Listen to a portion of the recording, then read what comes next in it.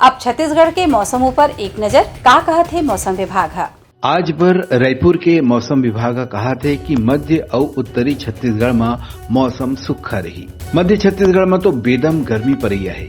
बस्तर संभाग ढहार तापमान जैसे पहली रही वैसना ही रहने वाला है। काली प्रदेश के ओरछा, दरबा, बड़े बचेली, जगदलपुर, लोहंडीगुड़ा, बस्तर और सुकमा में हल्का से मध्यम तक पानी गिरे है। छत्तीसगढ़ भर में काली रायगढ़ के तापमान अधिकतम रही 40.1 डिग्री सेंटीग्रेड और धमतरी न्यूनतम तापमान में रही 19.6 डिग्री सेंटीग्रेड।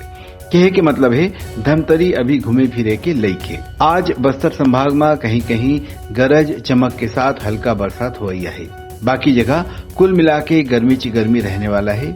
आज राजधानी रायपुर में अधिकतम तापमान 39 डिग्री सेंटीग्रेड और न्यूनतम तापमान 26 डिग्री सेंटीग्रेड रही। गर्मी से खुदला बचा के रखो संगी हो। ए रही छत्तीसगढ़ में मौसम के अभी तक के हाल। ब्यूरो रिपोर्ट उत्तलंघा न्यूज।